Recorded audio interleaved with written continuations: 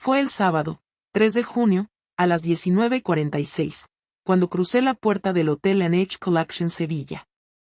Llevaba un vestido negro que Sergio no había visto nunca, el pelo suelto y unas medias que había comprado esa misma tarde solo para esa noche. En el ascensor, revisé por última vez el pintalabios. Iba nerviosa. No era la primera vez que lo hacía, pero sí la primera en ese sitio, tan cerca de casa.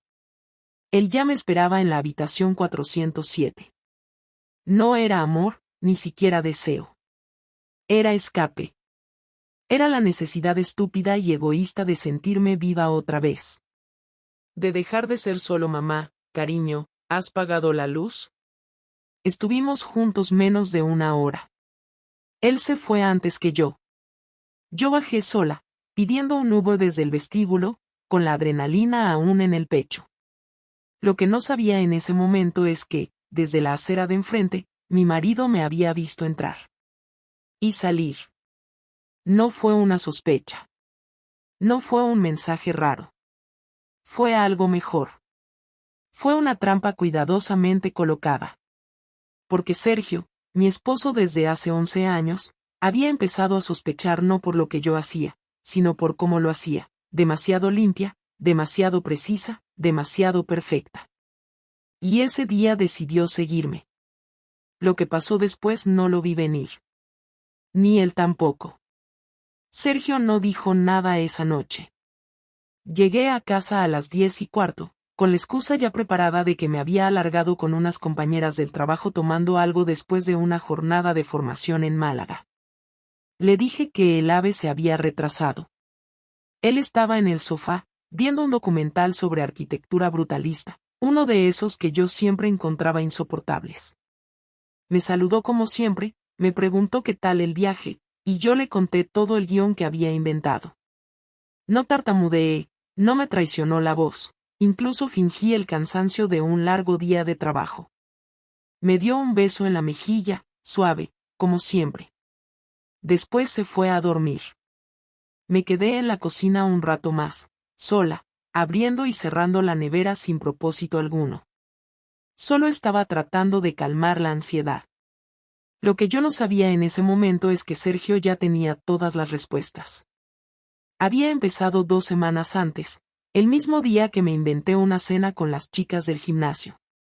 Según él, algo en mi tono no encajaba. Dijo que fue como cuando alguien lee un texto de memoria, sin pausas naturales. A la mañana siguiente, mientras yo estaba en la ducha, revisó el calendario del coche. Yo siempre lo dejaba en el aparcamiento subterráneo del centro comercial, donde supuestamente entrenaba. El coche tenía otra ruta registrada, dirección a una zona empresarial cerca del aeropuerto. En ese momento, según me contaría después, no supo qué pensar. No lo relacionó directamente con una infidelidad, pensó que tal vez había tenido una reunión o había ayudado a alguien. Pero apuntó la fecha. Dijo que lo hizo por instinto, sin saber aún por qué. A partir de ahí empezó a observar. Se dio cuenta de que llegaba a casa maquillada incluso los días que decía estar agotada. Que me duchaba nada más entrar, algo que antes no hacía. Que los sujetadores bonitos, esos que se habían quedado relegados al fondo del cajón desde hacía años, volvían a aparecer en el cesto de la ropa sucia. Y también notó que yo había dejado de buscarlo para nada íntimo, ni un beso largo, ni una caricia sin motivo, como si cada gesto me costara el doble. Un jueves por la noche, mientras yo dormía profundamente, conectó el ordenador portátil al router y empezó a revisar el historial de navegación del Wi-Fi. Había entradas recientes de hoteles cercanos, búsquedas de restaurantes con menú para 2, y una reserva hecha con su propia tarjeta bancaria, que yo había cogido sin pedirle permiso, algo que antes nunca habría hecho. No me dijo nada de eso en su momento. En lugar de enfrentarse a mí, guardó silencio. Me dio tiempo. Dejó que pensara que seguía ganando, que lo tenía todo controlado. Cuando me propuse hacer el viaje ficticio a Málaga, simplemente aprovechó la oportunidad. Dijo que sabía que no iba a ningún curso. Que el nombre de la empresa ni siquiera existía. Ese sábado me vio salir de casa vestida como si fuera a una cita, no a una formación. Dijo que en el momento en que me vio cerrar la puerta, sintió una mezcla de rabia y curiosidad. Quería seguirme, sí, pero también quería estar seguro. No podía simplemente acosarme sin pruebas, no porque dudara de su instinto, sino porque necesitaba que, cuando todo estallara, yo no pudiera negarlo. Me siguió en su coche, a unos 100 metros de distancia. Vio cómo cogía un taxi en la estación, cómo el taxi me dejaba en la puerta del hotel, cómo entraba con seguridad, sin mirar atrás. Y después esperó. Se quedó 1 hora y media en el coche, con el motor apagado y las ventanas abiertas. Lo contó como si fuera una historia ajena, sin emoción. Vio salir a un hombre joven, unos 10 años menor que yo, con una chaqueta gris y el pelo cuidadosamente peinado. Dijo que no parecía un amante apasionado, sino alguien práctico, alguien que no iba por primera vez. Después salí yo, con el pelo desordenado y la cara aún ligeramente sonrojada. Subí al Uber, y él me siguió hasta casa. Cuando terminó de contarme todo esto, días después, le pregunté por qué no me había enfrentado en el momento, por qué no me había parado en la puerta del hotel, por qué no me había tirado mis cosas por el balcón, o al menos gritado en la cara. Me miró serio, con esa calma que siempre me había desesperado. Porque quería ver hasta dónde eras capaz de llegar. Quería saber si aún tenías algo de vergüenza. Y porque el silencio a veces asusta más que un grito. Yo no dije nada. Estábamos sentados en el comedor, frente a frente, sin música, sin televisión, sin ruido alguno. Solo nuestras respiraciones y el tic-tac del reloj de pared. Me sentí pequeña. No por lo que había hecho, que en ese momento aún no me arrepentía del todo, sino porque me había dejado atrapar como una idiota. Había sido descuidada, confiada, arrogante. Me había creído más lista que él. Y ahí estaba, viéndome como quien observa un experimento fallido. Su serenidad era humillante. Su control, insoportable. No hubo insultos. No hubo lágrimas. Solo ese relato quirúrgico de cada paso que había dado para atraparme, con fechas, detalles, lugares. No necesitaba gritarme.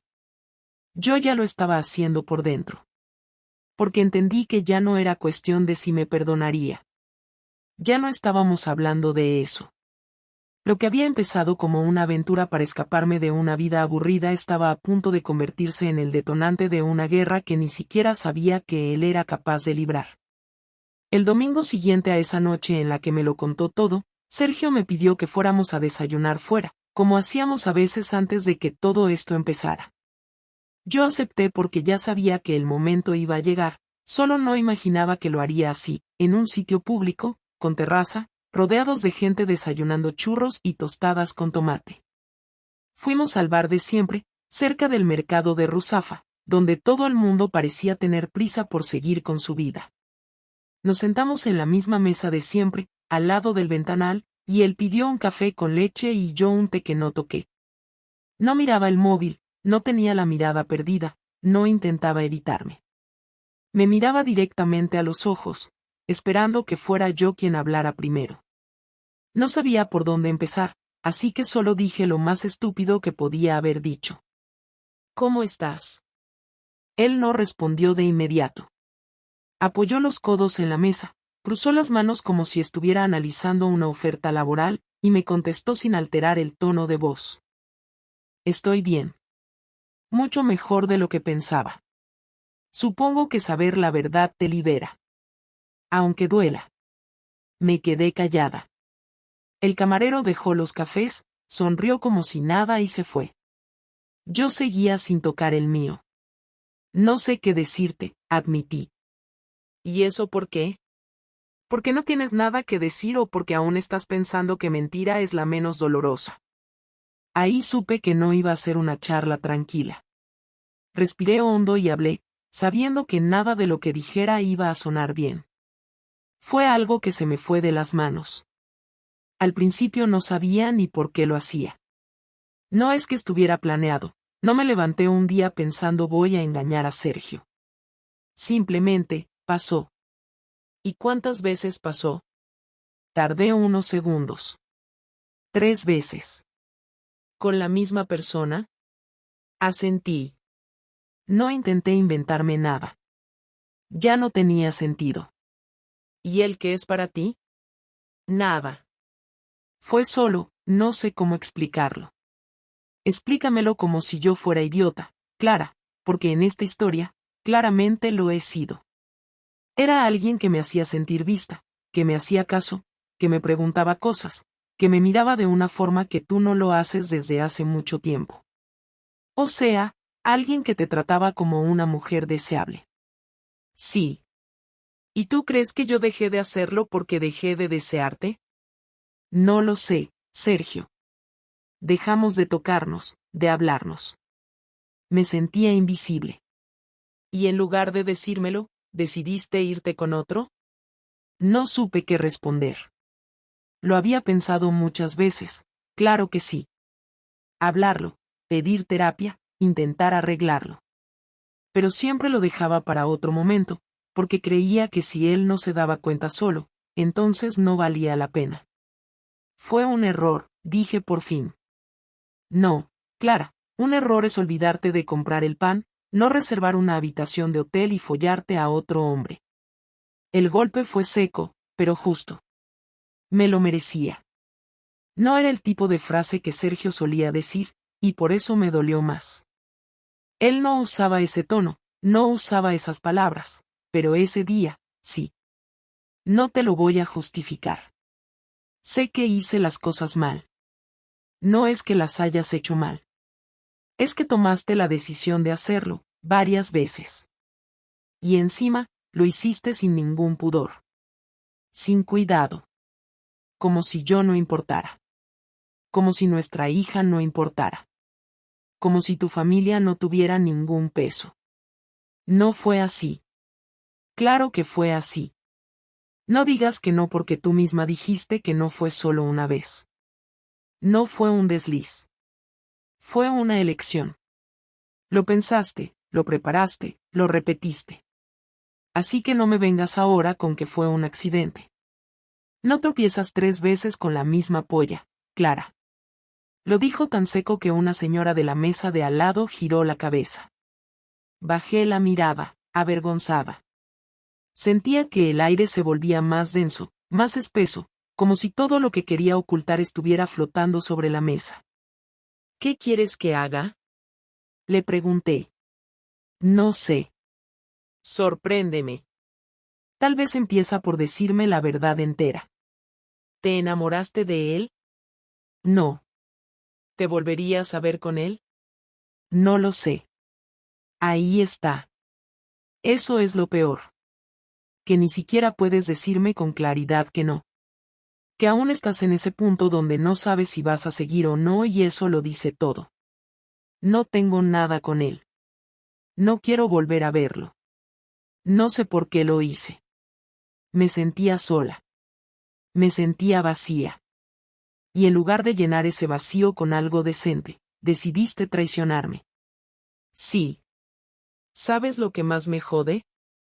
Que no tengas ni una puta lágrima. Que no tengas vergüenza.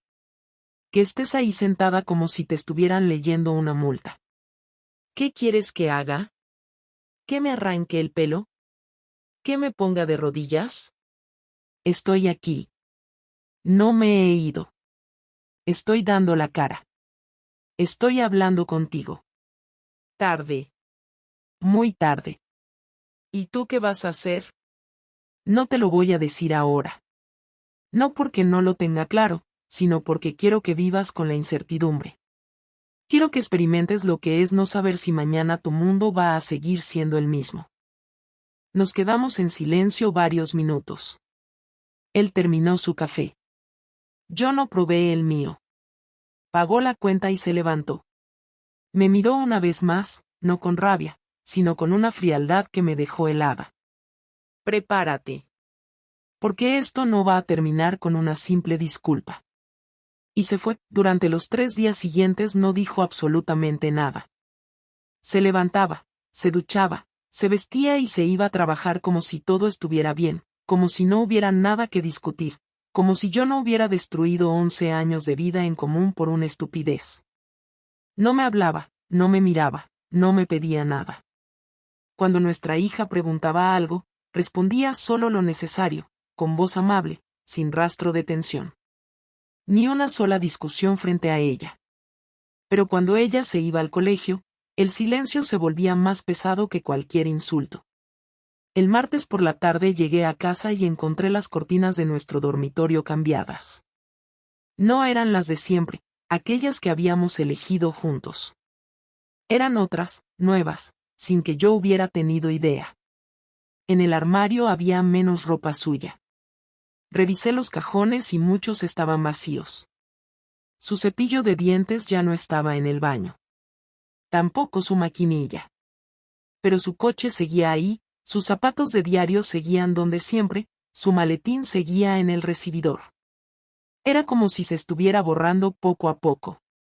No aguanté más y fui a buscarlo al despacho, donde pasaba las tardes fingiendo revisar planos. Me apoyé en el marco de la puerta, sin entrar, sin atreverme siquiera a respirar muy fuerte. Lo vi mirando la pantalla, con el ceño fruncido, pero sabía que no estaba trabajando. Estaba evitando mirarme. ¿Te estás yendo?, pregunté. Él tardó un momento en responder, como si estuviera decidiendo si valía la pena dignarme con una respuesta. No. Solo me estoy organizando. ¿Organizando qué? Mi vida. ¿Puedes decirme qué significa eso? Que estoy haciendo espacio para lo que viene. Me crucé de brazos. Estaba harta de rodeos, de su frialdad calculada, de que yo estuviera al borde de un ataque de nervios mientras él parecía estar leyendo el manual de instrucciones de una lavadora. ¿Me puedes decir directamente qué estás haciendo? Estoy preparando mi salida. Pero antes de irme, quiero asegurarme de que entiendes perfectamente todo lo que has hecho. Y también quiero que lo entienda él. ¿Qué has hecho, Sergio? Nada que no merezcas. ¿Te vas a vengar? Ya lo estoy haciendo. Esa noche, mientras dormía, revisó mi portátil, el de trabajo, el que uso para todo. Al día siguiente, recibí una llamada de mi empresa para informarme de que habían recibido un correo anónimo con capturas de pantalla de conversaciones privadas. No solo había mensajes con mi amante. Había archivos, PDFs, algunos relacionados con mi trabajo que yo había enviado desde mi correo personal a su correo para que me ayudara con ciertos informes. Nada ilegal, pero sí lo suficiente como para que Recursos Humanos se alarmara. Me pidieron que diera explicaciones, y durante media hora tuve que fingir que se trataba de un error, que eran simples correos de apoyo técnico. Colgué sabiendo que no me iban a despedir, pero que mi reputación en la oficina se había manchado de por vida. Ese mismo día, al volver a casa, encontré un sobre en la mesa del comedor. Era una hoja impresa con una lista de destinatarios. Había nombres de amigos, de familiares, de vecinos, incluso el nombre de mi jefe. Y al lado de cada nombre, una dirección de correo electrónico. Abajo, con una letra clara, había una frase: si no te vas tú, lo haré yo, y se lo enviaré a todos. ¿Tú hiciste esto? Claro. ¿O pensabas que no iba a mover ficha? ¿Qué más has hecho? A él ya le he escrito. A su novia también. Sí, Clara, tiene pareja. Una chica con la que vive desde hace 3 años. Muy simpática. Le envié las capturas más suaves. Solo para que sepa con quién se acuesta su novio cuando dice que trabaja hasta tarde. ¿Estás loco? No. Estoy harto. Y tengo derecho. Lo que no voy a hacer es quedarme en esta casa con la cabeza agachada, esperando que me pidas perdón entre lágrimas falsas. Quiero que te duela. Quiero que cada vez que te miren, te preguntes si lo saben. No puedes destruirme así. Yo no te destruí.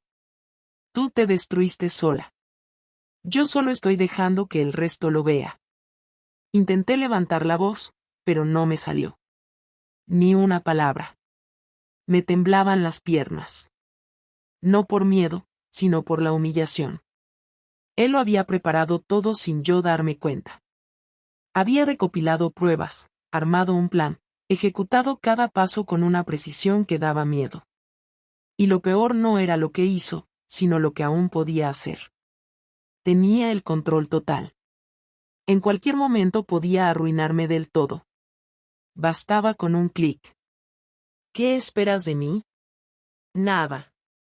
Ya no espero nada de ti. ¿Y nuestra hija? A ella no le voy a decir nada. No por ti, sino por ella.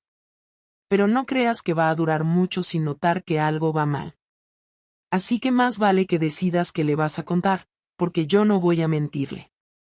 ¿Quieres que me vaya? No. Quiero que te quedes aquí, por ahora. Quiero que vivas el resto de este mes sabiendo que en cualquier momento puede llegar un mensaje, una llamada, una conversación incómoda. Quiero que mires cada pantalla con miedo. Que no duermas tranquila. Que sientas, aunque sea un poco, lo que yo sentí cuando te vi entrar en ese hotel. Quiero que pruebes lo que es el silencio lleno de rabia. Me fui a la habitación. Cerré la puerta. Me senté en la cama y estuve 1 hora sin moverme. Él no gritó, no rompió nada, no levantó la voz. Pero todo lo que hizo fue mucho más cruel. Me quitó la seguridad, me quitó la protección, me quitó la paz. Y eso dolía más que cualquier insulto. Habían pasado 8 días desde que dejó la lista en la mesa y desde entonces no volvió a hablarme más allá de lo estrictamente necesario. Se levantaba temprano, desayunaba solo, se encargaba de llevar a nuestra hija al colegio sin decirme si volvía a recogerla o no. Durante esos días, la tensión en casa era algo físico, como si cada paso que dábamos fuera observado. Me miraba como si no me conociera, como si yo fuera una carga con la que estaba obligado a convivir mientras resolvía asuntos más importantes. Yo me movía con torpeza, cada decisión que tomaba parecía estar mal, incluso elegir 1 hora para ducharme se sentía como una invasión de su espacio. Me fui quedando sin excusas para fingir normalidad, sin recursos para enfrentarme a su indiferencia. Y entonces, sin aviso previo, una noche se sentó frente a mí en la mesa del salón, apagó el televisor que yo tenía encendido solo para no oír el silencio, y me dijo con una voz sin emoción, como si estuviera hablando con alguien a quien no le debía ninguna cortesía, que necesitábamos hablar, ahora, y que no quería evasivas ni rodeos. ¿Has pensado qué vas a hacer? Preguntó. Lo miré sabiendo que cualquier respuesta mal construida podía ser usada en mi contra, pero igual contesté. No sé todavía. Entonces te lo voy a decir yo. Yo no quiero seguir contigo. No es una decisión que tome por impulso. La tomé la noche que te vi salir de ese hotel. Desde entonces he estado ejecutando un proceso de salida. Legal, emocional, práctico. No me interesa lo que sientas, ni si estás arrepentida, ni si prometes cambiar. Para mí esto se acabó. No pude reaccionar de inmediato. A pesar de todo, había estado esperando que me dijera que lo pensaría, que tal vez podríamos ir a terapia, que estaba dolido pero que aún quedaba algo que rescatar. Pero lo que dijo fue definitivo, sin posibilidad de negociación. No era un castigo, era una decisión cerrada. ¿Vas a pedir el divorcio? Ya está iniciado. Mi abogado te enviará los papeles la semana que viene. No quiero pelear por la casa ni por la custodia. Lo único que me importa es que nuestra hija no se vea afectada por tus decisiones. ¿Y tú crees que esto no la va a afectar? Sí, claro que la va a afectar. Pero menos que vivir con 2 padres que ya no se respetan. Porque yo no te respeto. No después de lo que hiciste. Y tú tampoco me respetaste a mí, así que no te hagas la víctima. No estoy intentando dar lástima, Sergio. Pues lo pareces. Y te aviso, si te atreves a manipular a nuestra hija o a contarle una versión edulcorada de todo esto, te voy a exponer. Tengo pruebas, Clara. Conversaciones, fechas, lugares. Si tú me obligas a defenderme, no voy a tener problema en enseñarlo todo. No quiero hacerlo, pero lo haré si me empujas. No lo haría. Nunca la pondría en contra tuya.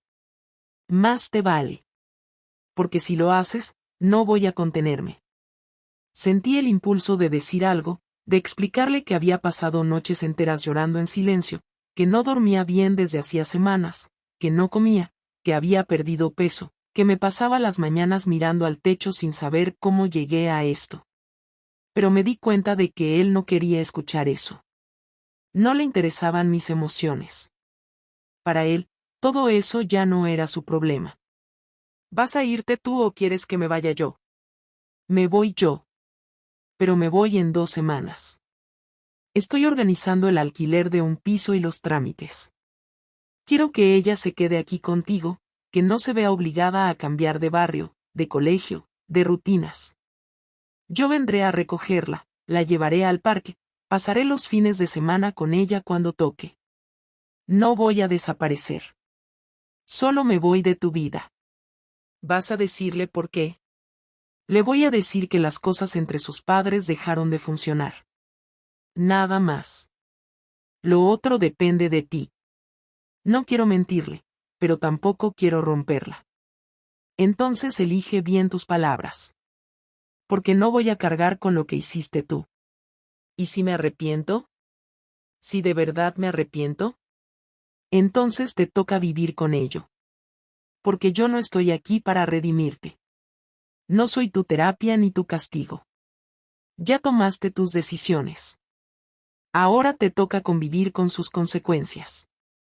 Me quedé en silencio, sintiendo cómo se cerraba una etapa de golpe, sin ceremonia. Él no lloraba, no temblaba, no suplicaba. Yo tampoco. Pero por dentro tenía un nudo que me comprimía el pecho, no de tristeza, sino de la certeza de que todo estaba realmente roto. No había marcha atrás. No había promesa que pudiera arreglarlo. Me miró una última vez, se levantó sin decir nada más y se fue al dormitorio. Cerró la puerta con normalidad, sin portazos, como si simplemente hubiera terminado una conversación de trabajo. Me quedé ahí, en el sofá, con las manos entrelazadas, los codos apoyados en las rodillas, intentando no romperme. Era la primera vez en semanas que hablábamos con tanta claridad, y también la última vez que lo vi mirarme como si todavía quedara algo de lo que fuimos. Lo perdí todo, y lo peor de todo era que ya ni siquiera sabía por qué empecé este desastre. Después de aquella conversación, no hubo más gritos ni discusiones. La casa se volvió un espacio de rutina estricta. Compartíamos la cocina en horarios diferentes, él bajaba a desayunar antes que yo, salía sin despedirse y regresaba tarde, cuando nuestra hija ya estaba en la cama. Durante las 2 semanas siguientes, fue como si ya no viviera allí. Su ropa desaparecía poco a poco, sus libros, sus herramientas, hasta sus cepillos del garaje.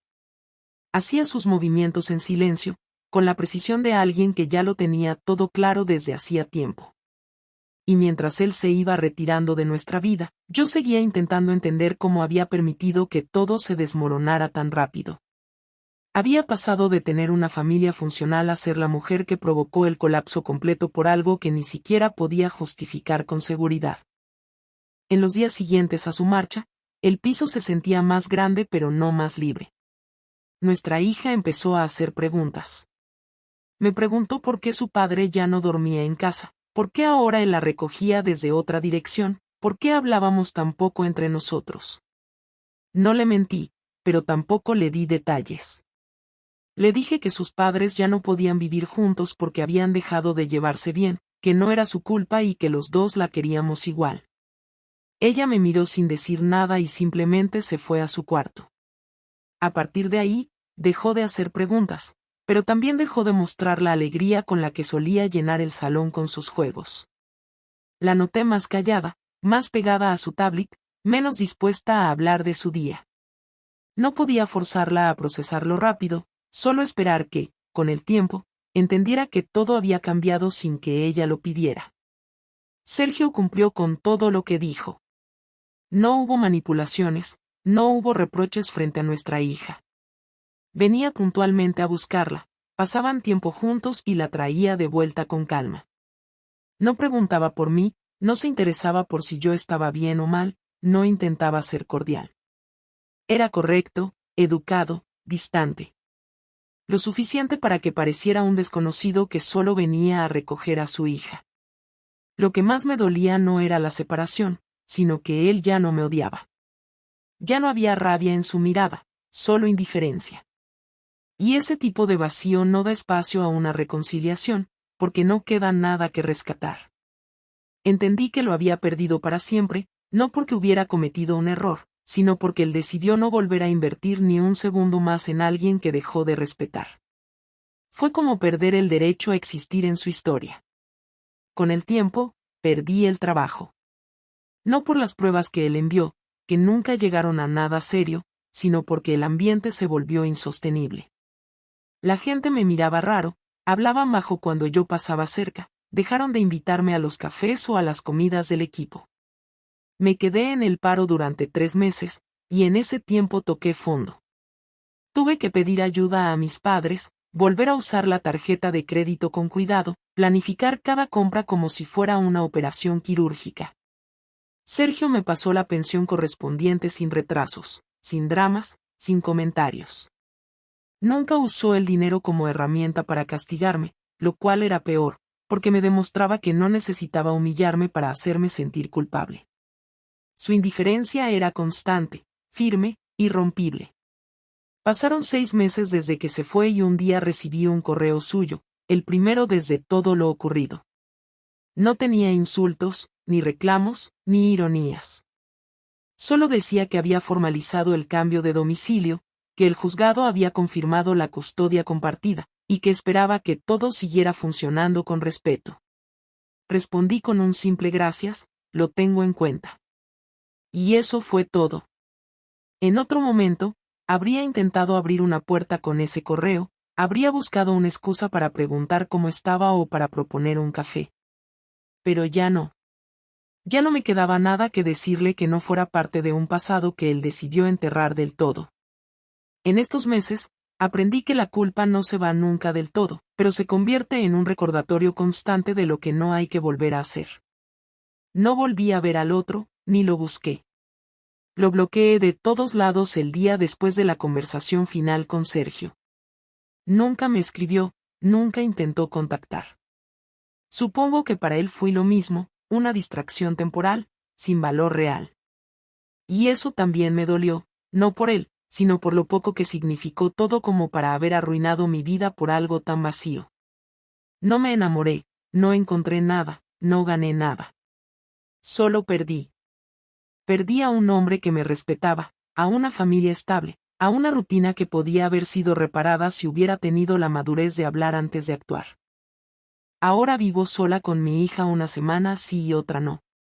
En las semanas que estoy sola, hago lo posible por no caer en la autocompasión. Salgo a caminar, busco cursos gratuitos por internet, intento mantenerme ocupada. En las semanas que ella está conmigo, me esfuerzo el doble por hacerle sentir que tiene una madre presente, que aunque todo cambió, hay cosas que siguen firmes. La llevo al cine, cocinamos juntas, le cuento historias antes de dormir. No es perfecto, pero es lo mejor que puedo hacer con lo que quedó. No espero perdón, ni segundas oportunidades, ni redención. Solo intento vivir con la conciencia limpia de que, aunque destruí algo que valía la pena, también aprendí a no repetirlo. A veces el precio de aprender es alto, y el mío fue perder al único hombre que me miró con admiración real. Pero ya es tarde. Y lo único que me queda es vivir con esa certeza, todos los días.